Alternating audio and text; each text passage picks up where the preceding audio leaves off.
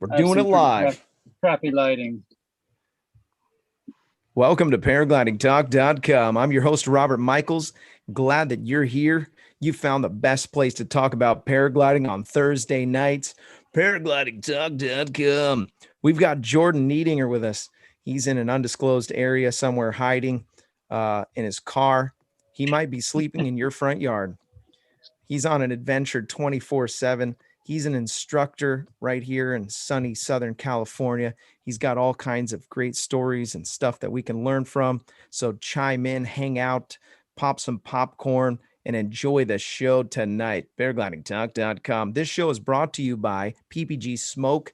Go check out ppgsmoke.com. Ryan Roberts is giving away 2 motors. Can you believe it? So all you have to do is purchase the new headset that he has on the website, and your name gets entered in the raffle. I've been getting a lot of questions this week about if you already pre-ordered the headset. Is your name put in there? Yes, it is. And as soon as all of those are fulfilled, guess what? They're going to pull the trigger, spin the wheel on our show, and we're going to give those motors away. Woo! No kidding. So I'm pretty excited about that. Go check out the website. Also, the show is brought to you by paramotorprops.com. If you blow up a prop like I almost did at the Salton Sea Fly-In, you're going to need one. Go check out that website. It's paramotorprops.com. Really appreciate those guys. I'm representing them tonight. Go check out their website, paramotorprops.com. The show is also brought to you by Nebraska PPG. Josh Bowden and his team of instructors will get your feet off the ground if you'll just sign up. Nebraska PPG. They've been around for a minute now, and he's got some great training and a great place to train.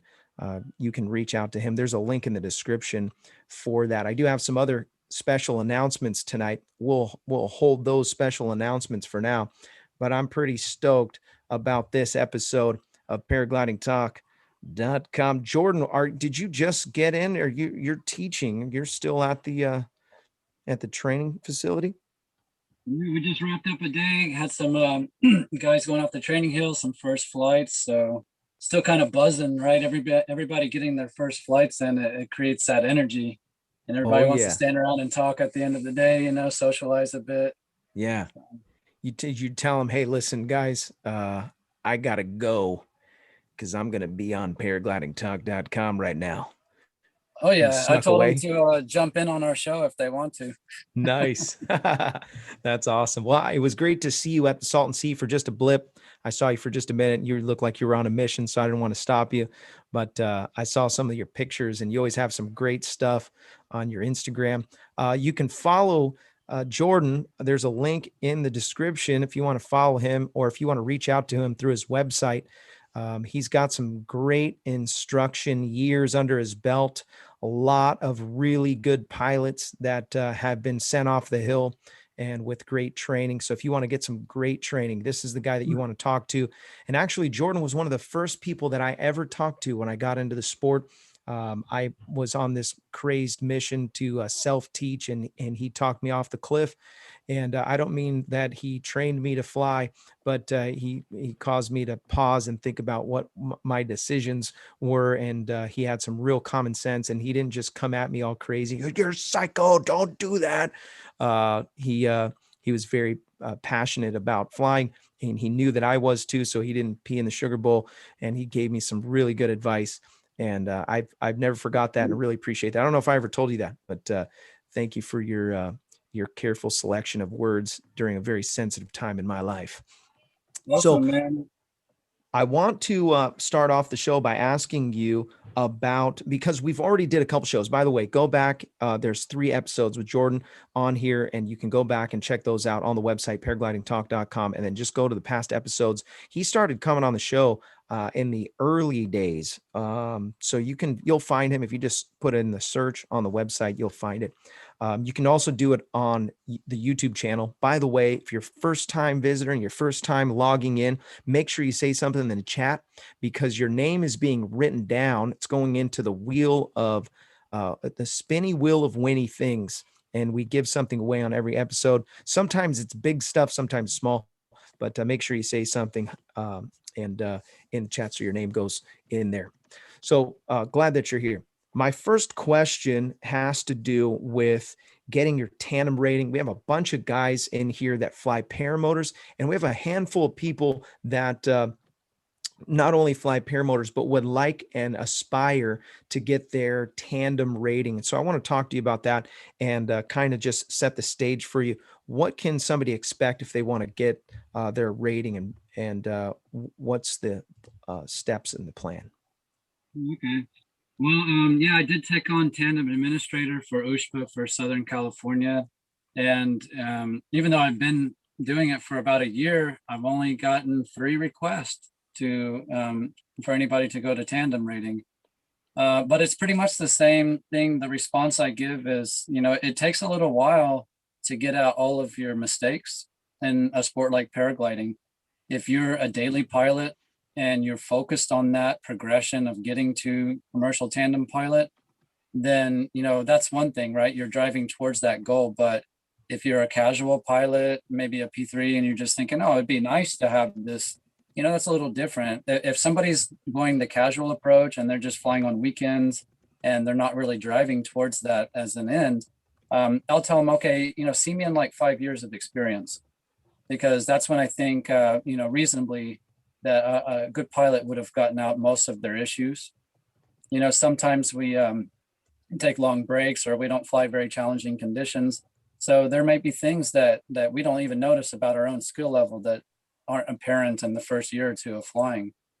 And so, but if somebody's driving a little harder towards that goal, I can see that in their skill and their attitude. So, I don't say no to everybody about the 5-year thing. It just depends on how much they're committing to that process.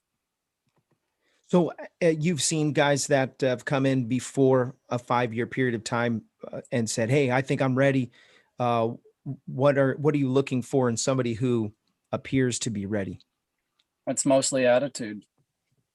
Yeah, I mean, the skill level obviously has to be at a certain point, and before they're considering taking somebody else's life into their hands. But the talk that I have with all of these guys, the candidates or the hopefuls or whatever, is when you take somebody's back into your lap and you mess that up, it's not just a, oh man, I'm sorry, bro, right? It's like they lose work, they lose the ability to carry on with their life. They might be peeing into a bag, and it's a really, big responsibility when something goes wrong. And if something goes right, it's beautiful, it's awesome. There's laughs and high fives and all of that, but it only takes that one time. And if that person you're flying, you know, they could come back and sue you, but if they don't, their insurance can come back and sue you, their medical bills, right? They're going to find ways to recover costs in a lot of these cases.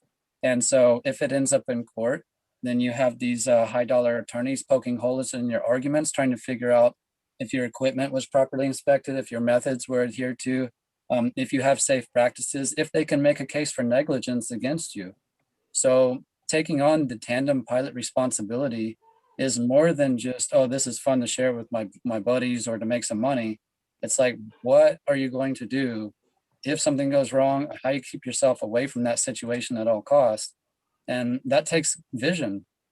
You have to look more than just like what's going to happen this year. You have to think about a 20, 30-year plan. you know?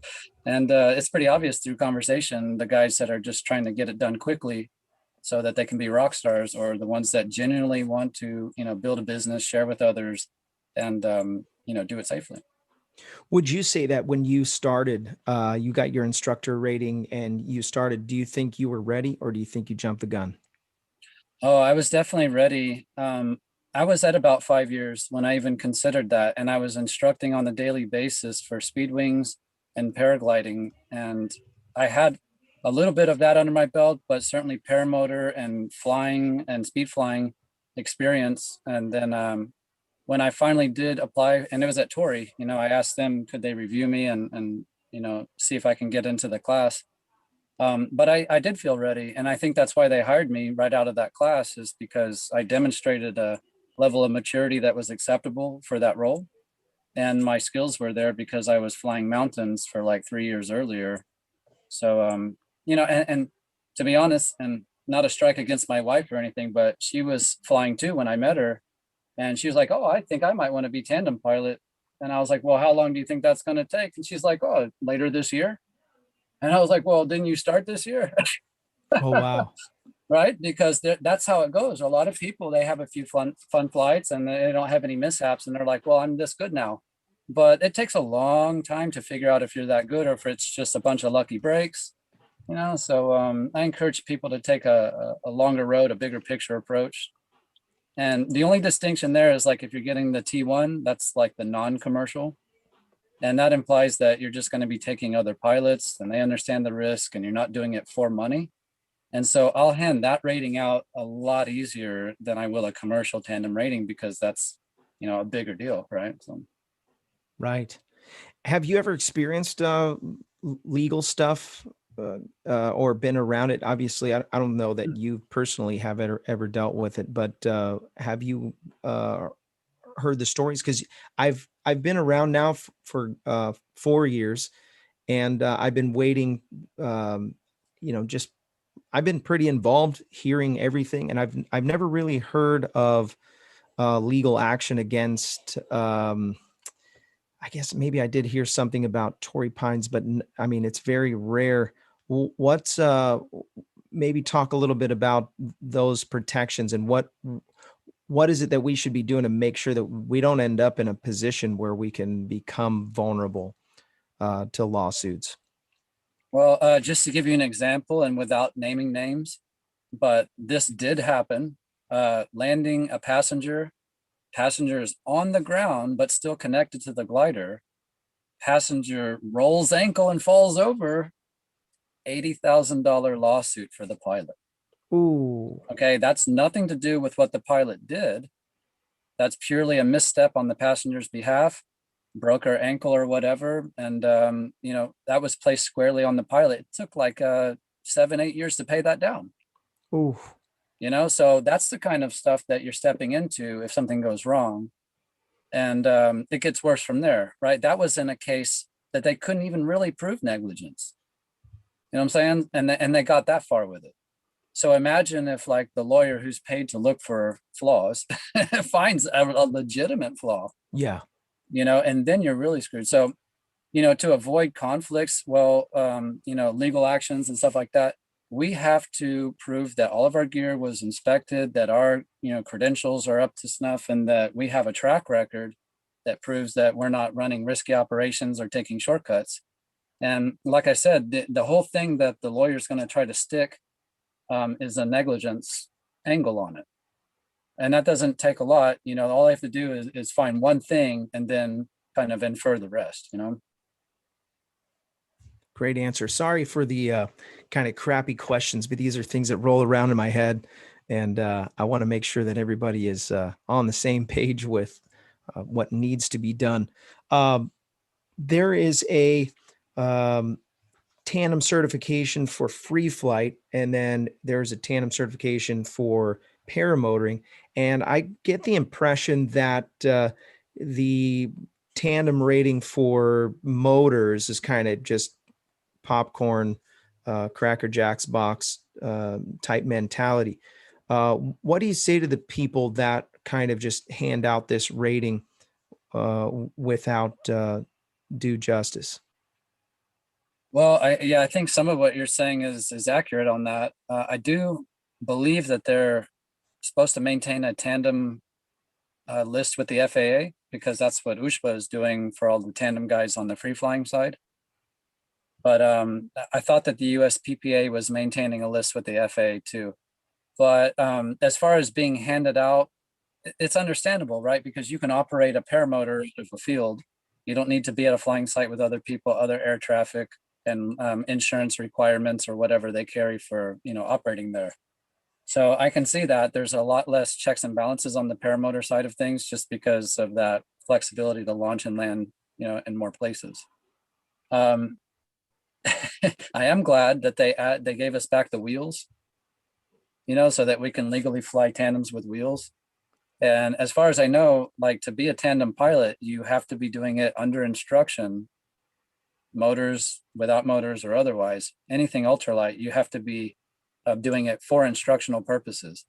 So if there's people jumping out of your tandem, or if you're going up just to take photos and you're charging people for, tours, that's not exactly legal, right? That's just kind of, outside the definition of an instructional flight. But, I think we're going to see a lot more of that just because the popularity of motors is picking up so crazy at this point. I got a motor Yeah, I noticed this. Pretty this cool, isn't weekend. Uh, it? I haven't really got to experience the fullness of the freedom of it yet because I did the break in and I was kind of confined to just flying around my Jeep. And in the morning, we were pressed for time, and so I'm looking forward to the weekend and to enjoy the first experience was business, and so I think this next weekend might be a little more enjoyable. There's a learning curve. I'm a free flight guy, so. Maybe Jordan can, give you some tips on that transition from PG to PPG. Yeah, well, I've got some questions from the chat already. Jim CR120 asked this question. He said, "What progression would you suggest for someone aspiring to be an instructor? Is the advice different for PPG and for free flight instructors?" Yeah, I think it is. And the free fly world, I think you need to be established more as a school, and at a certain site always helps. And you don't really see people roaming around like they used to. Just a few years ago, there was a lot of pickup truck instructors, I call them. Yeah. People just operating out of their trucks. So now the insurance has kind of changed that. A lot of the sites require it. So the smaller guys are dropping out, or else they have to join a school or create a school. So it's good and bad, right? And the good way, it's got all of the shiesty guys out of the game. The ones that aren't doing enough business to stay proficient, or the ones that are promising gear sales and then disappearing when it comes time for lessons. You're not seeing so much of that in paragliding anymore. In paramotor, I think it's really just it's going to be more about your advertising, unless you're at a popular site already.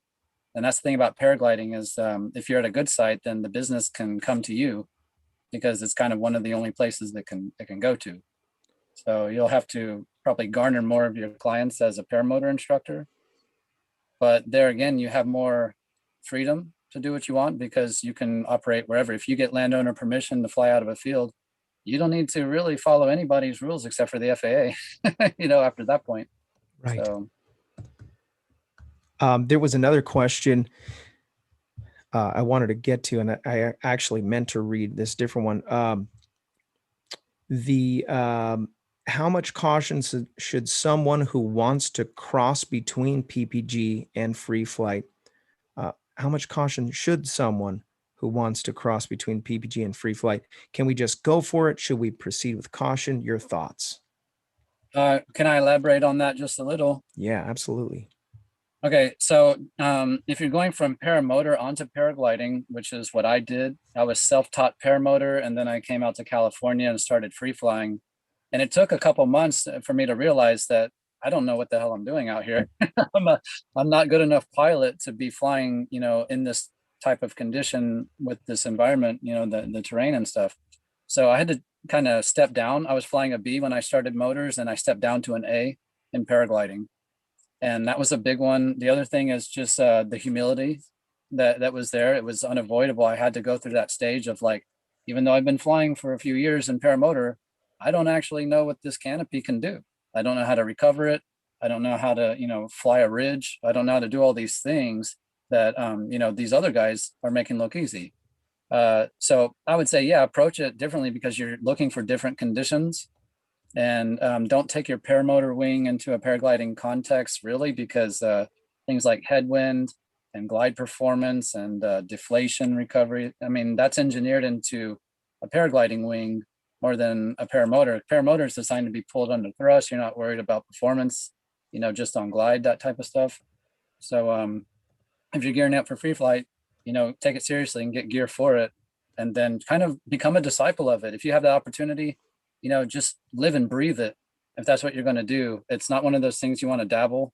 Paramotor, you see that a lot. It's like you get a motor and maybe you fly it seasonally, and it becomes a garage ornament the rest of the time. But with paragliding, you don't want to take really long breaks, because like your skill level and your safety are very, very closely tied together. And proficiency, like a language, like a dance, like a musical instrument, you're going to lose it if you take long breaks or if you just let it, hang out in your garage for intervals. And I'll just say this too, for everybody that's a paramotor pilot and wonders about what it's like in free flying, this is my discovery as I came into it. In paramotor, like if I want to fly from over there to over there, then I just put a little more gas and I hold the throttle and I point my aircraft that way. That's not much of an accomplishment, right? But in paragliding, if I want to fly from over there to over there, I got to figure out how to thermal. I got to figure out how to transition. I got to figure out how lift works and re-terrain. And, there's all of this connecting the dots that goes into a very simple thing like that. So if I can fly for an extra hour in paragliding, I know that I have done something to make that happen. Like I realized something, my skills at a certain level. It's an accomplishment. It's a feeling I can grow on, but it's not like that so much in paramotor. Once you got the launch and landing and, you can do some wing overs or whatever, but what else are you really progressing towards unless you're like competing and racing and doing shit like that, right? So in paragliding, every single day can be different, feels different. And the growth that you experience is noticeable, even in small increments, because that's all you. It wasn't more gas. It wasn't, a faster wing. It was just literally you understood something more about what you're doing than you did the last few times. That's excellent. There's another couple questions here, and we're kind of staying on this instructor path because we don't always get incredible instructor wisdom like we are tonight with you. So I apologize if it's not the around the campfire kind of questions, but there's a lot of people that really appreciate your opinion. There is one guy said something pretty funny. I'll get to that one next. Sorry, I spun the thing and I lost my question. Sounds like PPG is a bit ahead of the PPG crowd in terms of liability insurance. I don't really want to beat that horse to death. Question. Okay, this was from Plainfield PPG. He said, new reference that you need experience before taking on tandem training. Is there a checkbox of proficiencies you look for in a pilot's skills before you move forward with the tandem training? Oh yeah, for sure. And also I don't mind answering instructor related questions because that's my world. I come here every day and I just live in the student mindset and that's all I care about.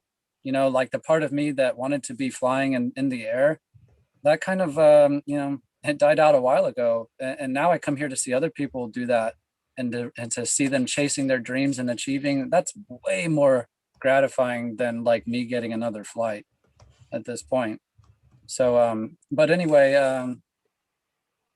yeah, as far as like proficiency and to get into a tandem certification, if that pilot is doing things that I'm barking at my P1s and P2s not to do, right. I basically invite them to come to class for free and see how the instruction goes down. And I believe wholeheartedly in my methods, and there's a process through the instruction and order of events that is designed to keep a pilot in control on the launch. And if those are not being adhered to, then I'm just not going to do it. And again, not naming names, but the last tandem rating I did not give out was for things like staring at the wing on takeoff, looking straight up in the forward, pushing the passenger instead of like moving with them, just little things like that. And I make that's for free flight tandem. Yeah, that's for free flight tandem. I don't issue tandems for paramotor. Okay. At one point, Chad Bastian and all those guys were running clinics. I don't know if they still do it, but that was no easy task either. When I went to get my tandem paramotor rating, we had to work hard for that, and we had to do some flights with other instructors that we were getting it with, and not all of them went perfect. Even though we were very, very experienced pilots, all of us had over 10 years of experience, and it was still a difficult clinic to get through. So, and where did you go? Who signed you off? That was Chad Bastian when we were at Torrey Pines. He came down and we flew each other around at Fiesta Island. Okay. for a few flights. And but yeah, it was not as in the bucket as we thought. We were like, there's no problem. But Yeah. even for us, and that's the thing too, like I'm not really a paragliding instructor and all this stuff. I'm a guy who teaches that. Right. And I have to remind myself, I am just a man who teaches this stuff. I don't hold this title. I'm not this major accomplishment in and of myself. I'm still here to learn and to get better and just share it, right? That's really what I'm doing, is just trying to push that information out to everybody so that we have better awareness as a community, so. That's awesome. There's another question from Jim CR120. He said, so if a PPG pilot goes to an SIV, would that be sufficient to learning his wing before flying free flight? That's going to be a really awesome step up. If you hit SIV, no matter what stage, some people are like worried they're going to be at the SIV too soon. I don't think there's even such a thing. I think if you get there and you understand how your glider works from the very beginning, that's better than waiting, 5 years before you go to one. And of course, learning how the recovery works on that glider, that's everything. Because let me just say this, if you don't go to an SIV, if you have never spun or stalled or recovered from a massive deflation, then you are just guessing about how that goes. You can watch 50 videos, you can have 20 people tell you 20 different ways. You are still just guessing about how that goes down. Okay, so until you go to one and actually do it for yourself and make it a real experience, all you've got is just hearsay. That is so incredibly true. You don't know. And I'll tell you this, I did an SIV this last year, and it was really eye-opening. And I had already had solid 3 years of free flight, and I'm, Blossom's in my backyard. So I'm there almost every day. And when Max was on the ground, he's like, okay, here's what we're going to do. And I remember a couple of those things that he had me go through. I was in my mind, I was like, I would never, ever try this just out alone. Just, okay, I would never learn this. This is all the things that I went through. It was like, I tested the glider, I tested myself, and it's incredible. What you walk away with from an SIV is, it's complete game changer. And I agree. It's a staggering step up. And yeah, probably after basic instruction, that is the absolute largest leap that you're going to take in your progression. It's just going to one of those things and seeing how that glider really handles under duress. And here's the thing, if you can F that thing up more than Mother Nature and still get it to recover, I mean, then you should feel good, right? It's like, okay, I'm not going to fly in stuff that does that to my glider. So I know a little bit more than I have to now. Being in the mountains and having a unexpected, eventful cascade has its value, but a self-induced cascade over water with people watching and a boat, it's incredible. Difference is very important. Let's spin the wheel, shall we? Craig Taylor has been working tirelessly in the shadows to put your name in the spinny wheel of winning things. We actually have a very special gift to give away tonight. We're going to give away a paraglidingtalk.com hat. Check this guy out. So you can't buy these, but you can win them from paraglidingtalk.com. So we're going to give that away tonight. I do have a couple of announcements. I want to just real quick, our sponsors make this show possible. I don't know that I would continue to do the show without the support of the people on Patreon and the people that are supporting the show on sponsorship. And so I see the wheel, it's getting loaded up, and you can go ahead and spin that whenever you're ready. We've got 83 people watching the show. We got 3/4 of a wheel. Oh, there we go. It's filling up, I guess. Yeah, it's populating right now. And the winner is Yankee Paramotor. Congratulations, winner, chicken dinner. Yankee Paramotor. won the hat. Congratulations. Yankee, if you'll reach out to me on social media somewhere, I think you might even have my email. Just send me an email where you want me to send this hat. I know you're all over the place in your traveling machine. So if you want to, we did the giveaway just a few seconds early, and I saw a bunch of people log on right now. So some people wait for the 30-minute mark to see if they're going to win. You gotta come in early, man. You gotta watch the whole show. Missed it. Look at that old man who got the dollar on the fishing pole. Yeah, oh, you gotta be quicker than that. Yeah. That's right. By the present to win. Yeah. So I got there's a couple sponsors I want to mention. One is iFly Indiana Powered Paragliding. They're one of the sponsors of the show. So I really appreciate Kevin.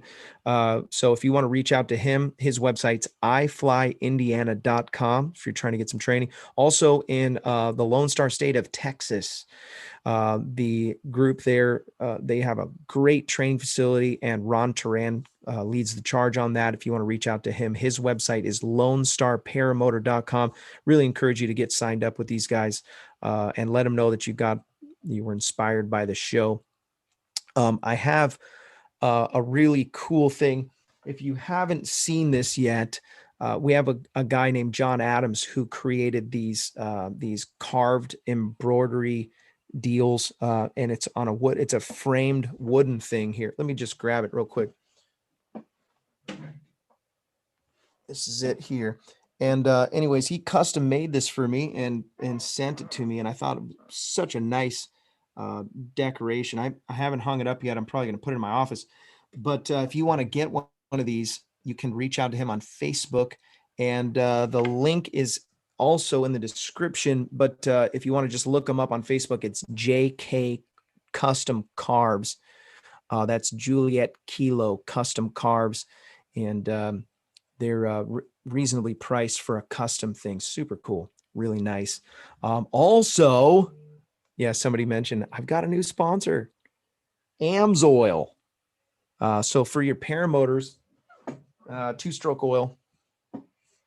Yeah, if you want to buy it through the show, get a way better deal than if you just buy it off the shelf. So you can reach out to me through the website, paraglidingtalk.com, contact, and for now, and then maybe eventually we'll work out some bulk prices and all that stuff. And I'll try to, don't overwhelm me now. I don't know what I'm doing yet, but yeah, I'm a sponsor. I'm a dealer of that oil. Can you believe that? So I get some really good deals. Again, I really appreciate all the sponsors of the show on Patreon and PayPal. You guys have made it possible for me to get a motor, and I did get a motor. And some of you were asking, okay, so what'd you get? I got a Moster 185 on a Parajet Maverick. And so it is an amazing piece of machinery.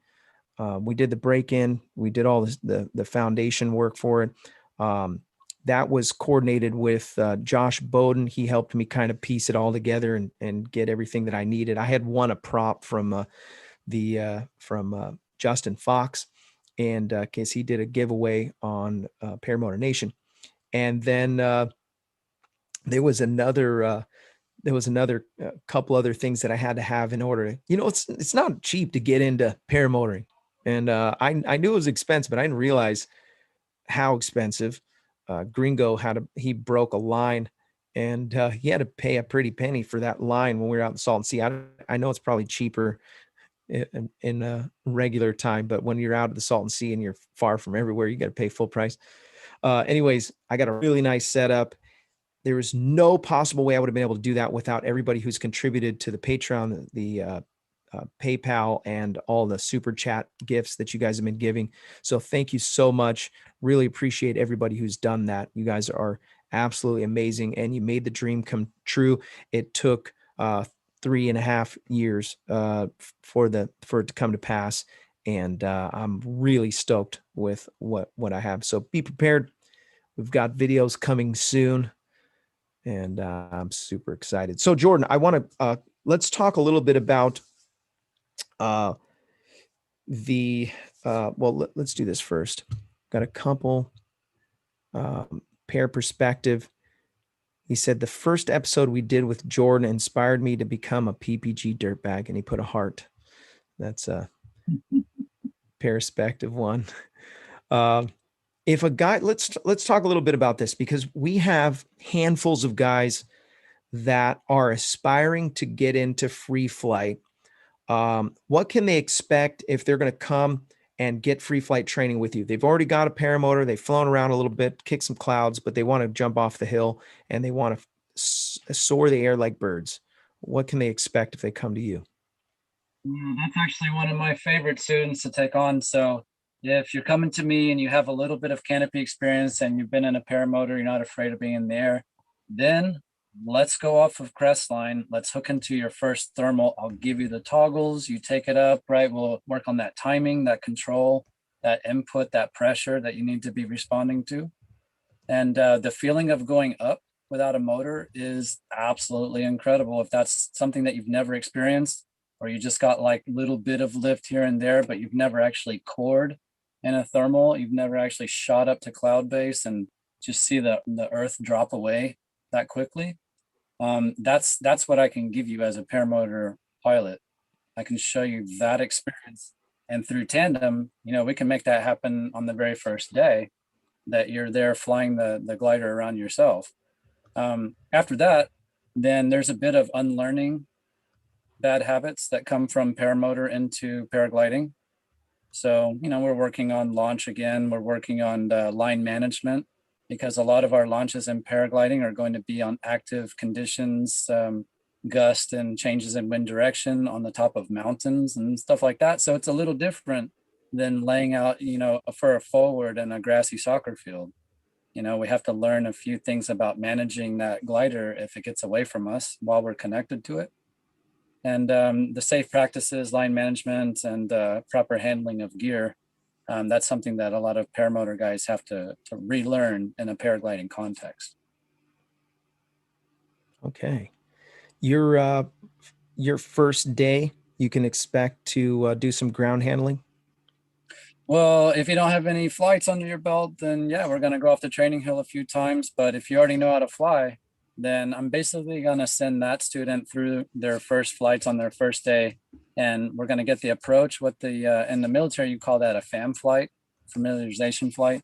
And for us, it's no different. We're just going to run through the basic approach a few times, and then we'll start working on techniques for descent, big ears and speed bar and rear riser turns. And we're going to add more and more maneuvers with the successive flights until we're basically crossing everything out of the syllabus that we have to cover for P2 and P3. What's your recommendation on resources for study before they can take those tests? Well, in my school, we have online classes, and every single module is designed to, get the student geared to take the test and to further their understanding. And we incorporate site-specific data into the program so that, it's not just a generalized thing from USHPA, but we also have for our sites something specific for the launches or the landings. And yeah, we have a transition syllabus going both ways, one for paragliding to paramotor and the opposite. So by now, if you know the canopy in one or the other sport, you probably have about 70% of what you need, to transition. But you do want to have somebody point out the do's and don'ts. And paragliding, if you go to paramotor, you have to learn all that stuff about how not to chop your fingers off when you start the thing, and how to shut it down if you're not in control, and how to get the kill switch, the throttle, smooth. So it's just a bit of it's not much, right? You already know how the canopy works. You know how to get center, you know how to get neutral, you know how it feels when it's going right during the launch as opposed to not. So that's more than half the battle. I've got a question that's this is a great question. Rusis 3, I think it is. I'm not sure if I'm saying that right. He said, how does an experienced Flatland XC pilot with many 150 km flights adapts or prepares to mountain like the Alps flying? I mean, is he saying that he's had all of his flights on tow? Yeah, so he's a Flatland tow guy, and he's wanting to transition to mountains. Okay, so that was pretty funny because I remember when I first started instructing, I got a couple of guys in my school and they had several hundred flights. And I said, okay, well, just let me see you go off the training hill before we start getting you airborne. I want to make sure everything looks good. And they had absolutely no idea how to launch their aircraft. And I was like, how did you get 200 flights? And they're like, oh, well, we've been towed. So, that was eye-opening for me, but they had like no launch skills because they were used to being on tow, and that's cool. They have towing skills, right? They know how to keep their glider straight while they're under that pressure, and it's a lot like paramotor, to be honest. You have that kind of thrust, but it's on the other side. But I would say if you're coming into the mountain context, most people, most incidents and accidents in paragliding happen on the launch. Okay, that's not like crashing into other people or power lines or getting drilled on the landing. It's a majority of these incidents happening on the launcher because the pilot can't stay in control for just a few seconds and get turned around. And that's the part when you're practicing reverse, and you're doing that kind of stuff. You're not there to make the glider look pretty for 5 minutes straight while you stare at it, right? I mean, it's cool to do that and to say you can do that, but what are you really there to do? You're there to pull it up and turn around and get your butt off the launch. So right. You're not there to dawdle. I mean, if you're flying at the coast, that's one thing, but if you're in the mountains, that's a different priority. You just get that thing up and checked and then go. And so I think that's one of the lessons for a lot of people coming into the mountain scenario is that how can I get this thing organized and turned around and go with the least amount of frustration, the least amount of risk, the least amount of resetting and dawdling or whatever it is, and that's different than towing, because towing, you kind of have some time to lay things out, just like paramotor. What's your favorite part about being an instructor? You know what? Love is an understatement. It's an understatement to say I love this. Like, this has just become my reality and I can't see it in any other way. But what it is that I'm here to help the dreamer become the pilot. I say that all the time, and we all have that dream of flight when we were kids. Like, every one of us had that feeling that we kind of knew how it went. And there's just going to be a few in our entire species that are like, I cannot go through this life without tasting that experience. And when I see those people, some are at a crossroads. Some people are like, it's this or suicide. Right. It's like that dramatic of that dramatic of a shift in their consciousness to come out and do something like this, the responsibility and the reward and the struggle and all of this, you become a different person. And that's incredible. I don't give a flying F about airtime and distance anymore. I want to see a person who thought that they couldn't do it. I want to see them have that moment where they're like, they look back and they go, holy crap, I'm a pilot now. I've just been doing this crap enough that it's not even like a rubber stamp. It's just, I know how to fly, and that's a really wild feeling to look back only on like 2 or 3 weeks of progression. And a lot of these guys show up on their first day and they're like, Jordan, I don't know if I can do this. And I'm like, well, you've only been out here one day. Imagine what you can do in a few weeks or a few months with this. And when they look back and see that that's already been happening, it's wild, They're like, wow, I'm a different person now. It literally changes you. Yeah. It's a journey. It's a journey on the inside. And most people think it's on the outside, but it is not. Everything about your reality is about the story you're telling yourself. That's all that has changed. Nothing else has changed. And if you can just get yourself to, bite off on a different story, a different reality, what you can do is incredible. And that's my job, is to change people's script. They come in here, they have all these assumptions about paragliding and how things are going to go and about how their future might be. And my job is just to get them on this script that makes the most sense, that's clear and understandable, and it goes somewhere with all that effort. It's not just some, oh yeah, you know how to fly. It's not how to fly. It's how, when, and where to fly. You know what I'm saying? And you better be correct with yourself before you start taking on those risks. Yeah. Yeah. There was a PostFrontal day last year, and I bit off a little more than I could chew. I waited for this window And it was a legit weather window that opened up over at Otay. And nobody's flying because it was raining all day. But I was paying really close attention to the weather. I knew I wasn't going to fly for a couple more weeks. And I'm like, I'm just going to go check it out. So I throw my gear in the back and I drive up to the launch and I kind of pop out. And literally, as predicted, it opened up. Clouds broke. Sun comes out, starts warming for about a good 45 minutes. And I'm like, you know what? I'm going to send it. And as I pull my glider out, I get the winds start to pick up a little bit. And then before I know it, I can't get down.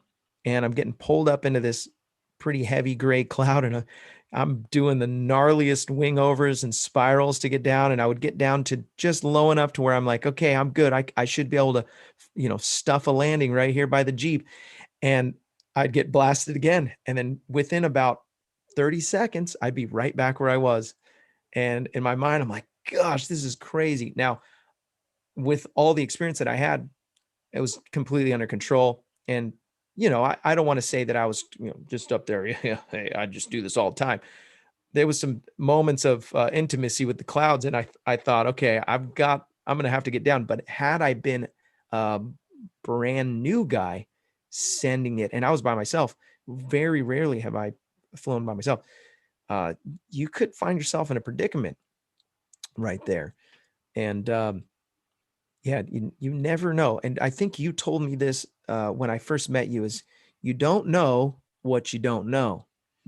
And that rang out in every decision that I made after that. I remember thinking, yeah, I got to really pay attention here. Yeah, part of the reason why we have this show, by the way. I really do appreciate your efforts, because anything we can do to expand awareness and create a new standard and expectation for the sport, it hasn't been like really stellar, actually. It came from garage built hang gliders, and people were just kind of flinging themselves off cliffs and stuff. And, it's up to us, the generation that's here now, and instructing and spreading all of this. It's up to us to create that expectation for people, or else who knows where it gets set. It gets set somewhere on YouTube with, crazy videos.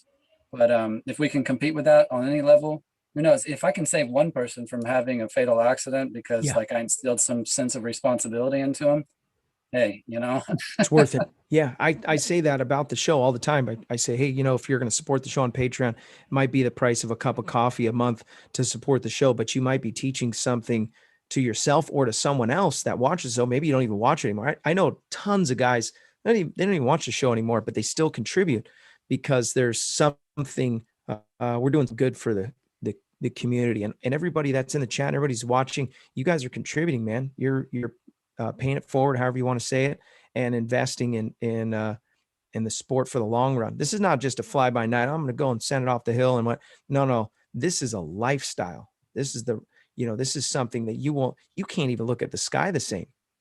You can't. Clouds are not what clouds were before.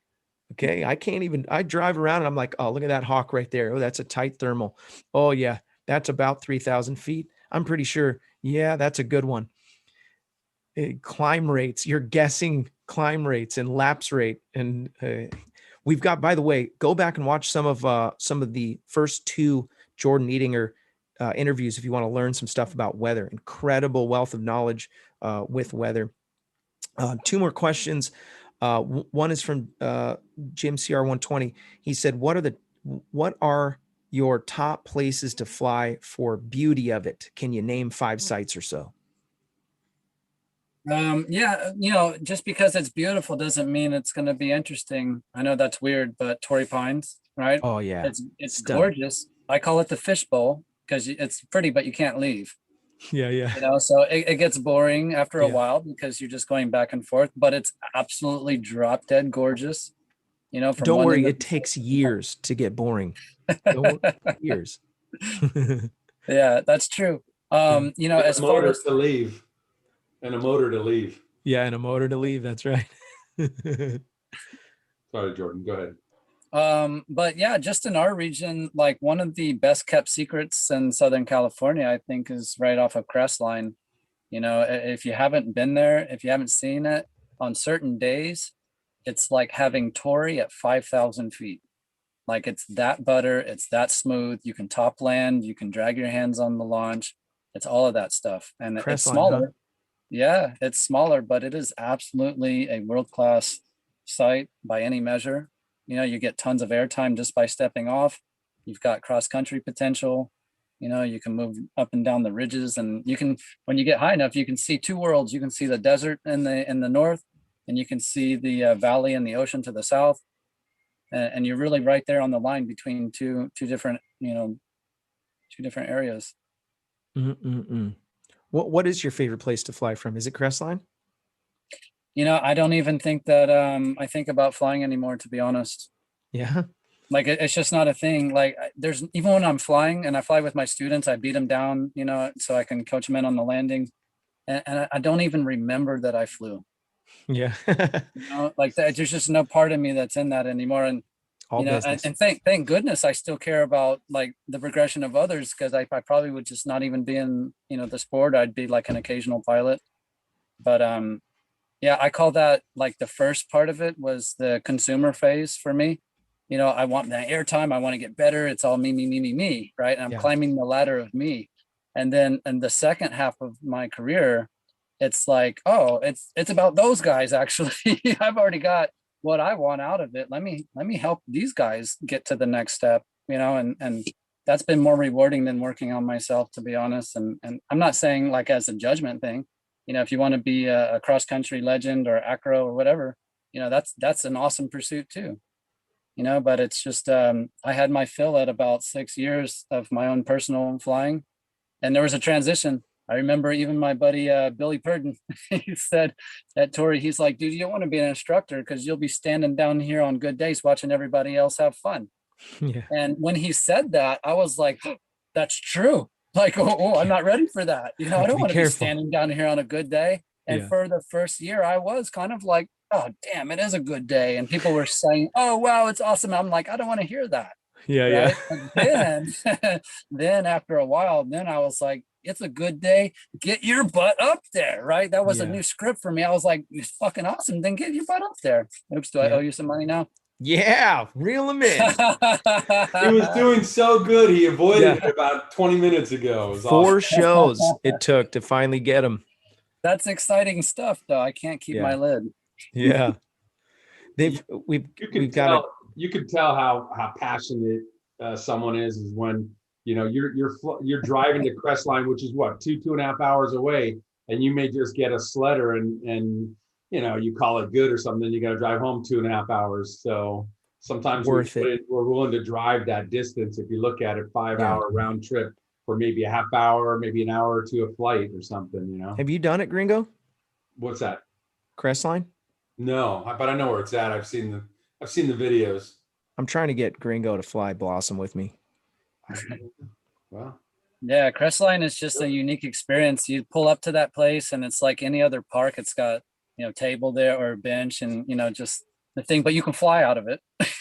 Yeah, carpet, it's really incredible. And when I went up there for the first time, you know, I had like a bunch of experience.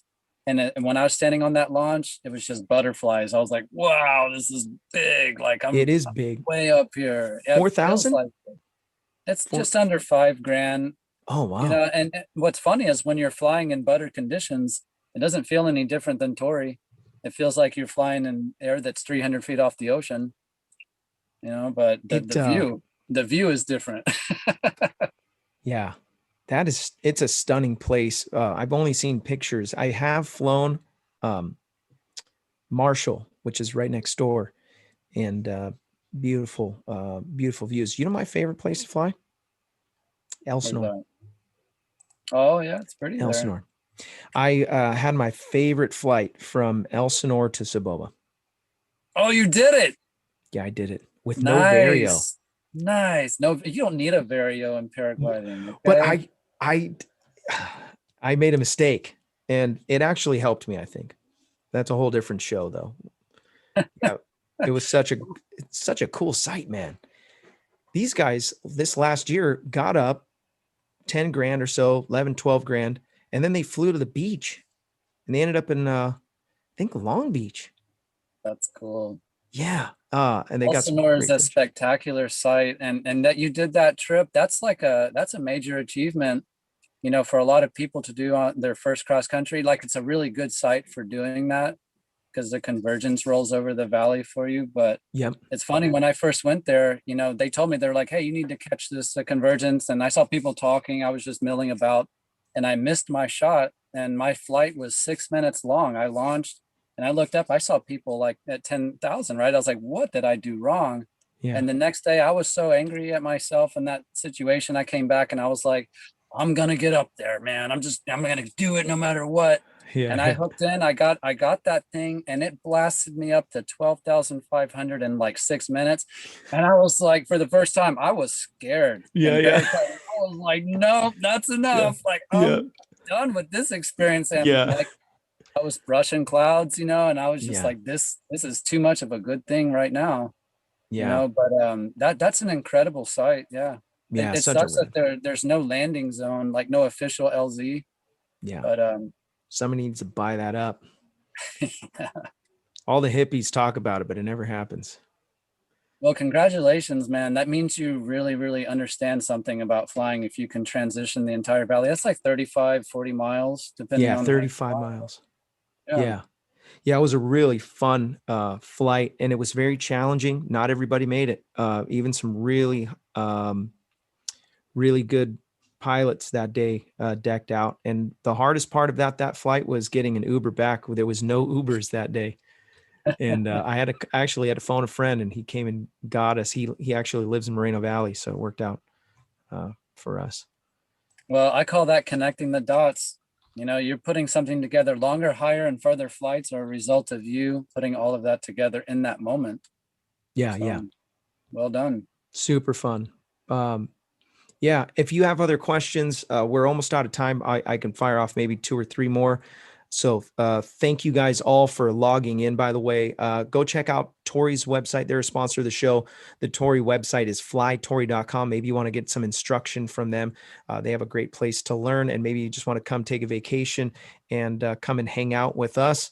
Jordan is just a rock throw away from there. And maybe you want to get some mountain flying experience and some training, you can reach out to him. He's got all the details on his website.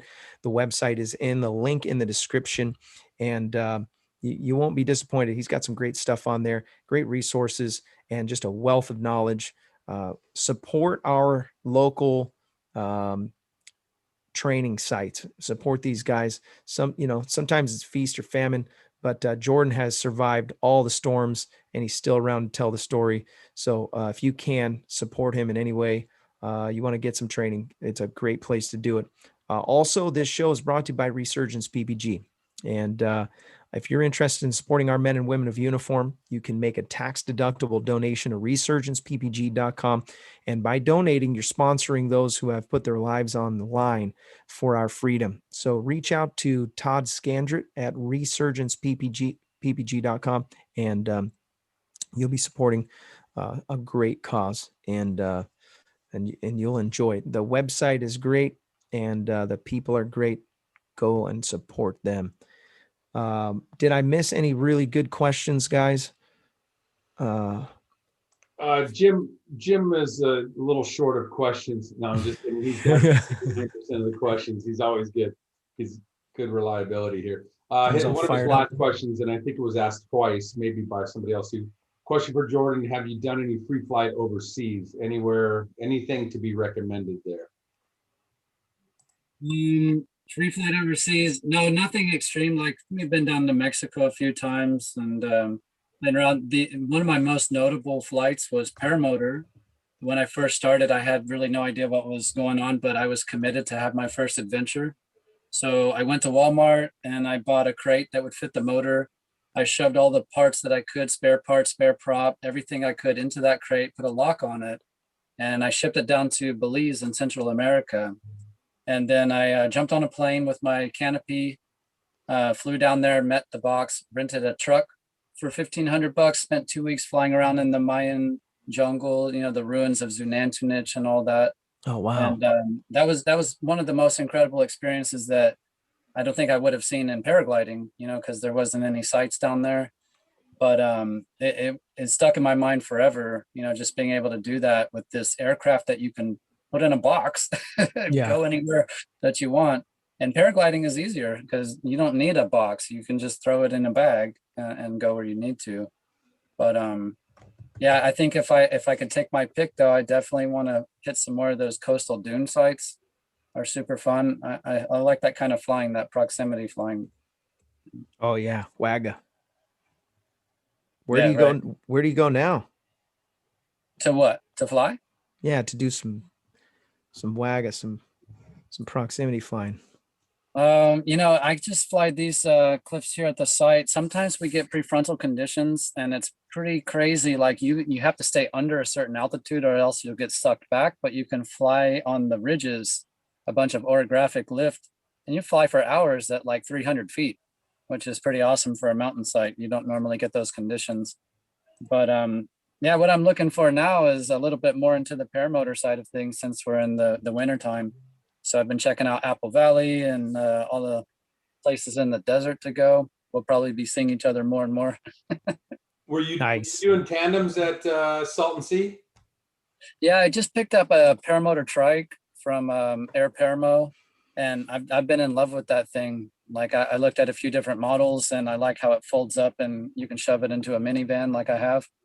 And man, it's great because the FAA had that illegal for about 12 years, I think, that you couldn't do wheel launch tandems. And now that we can do that, it opens the door for all kinds of people, paraplegics and older folks and kids and people that they want that experience, but you know, if they couldn't run a few steps. And then I don't know if you've ever seen a tandem foot launch paramotor, but it's pretty awkward, you know, a bunch of feet flailing and sand being flung. Tripping over your passenger. No, just not a fun experience for me. So as soon as that law was changed, as soon as that regulation was changed, I was like, tandem trike. That's awesome. I didn't even know about that. I mean, it's not a fun experience just to fly solo because they're boxy and they don't weight shift at all, you know, but the joy that you can bring to another person is pretty incredible. And almost everybody in that front seat, they get up like 5 seconds into the flight. Oh, this is it. Just sitting here. It's like, I mean, if you want it to be more interesting, then jump, but it is. Don't jump. Yep. Well, we're going to go to the after show. Thank you so much for supporting the show. Everybody who's been a part of the show and the episodes in the past. Thank you for what you do. Really appreciate all the sponsors of the show. If you want to sponsor the show, you want to be a part of the sponsorship, go to the website, look up the tab that says, how can I become a sponsor? And look at who has been supporting the show over the years. There's all kinds of names of people who have been supporting the show. And thank you guys. Really appreciate you. Jordan, thank you for coming on the show. Craig Taylor, thank you for creating the wheel. That I know that's quite a job for the first 30 minutes. Sean normally does that. So Craig stepped in and thank you for doing that. Anthony Peregringo, thank you for what you do in your moderation. Mike Sill, thank you for joining and moderating the chat. You guys are awesome.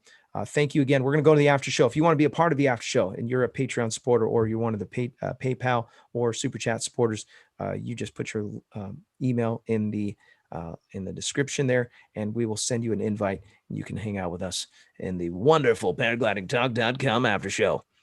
Thank you guys. We'll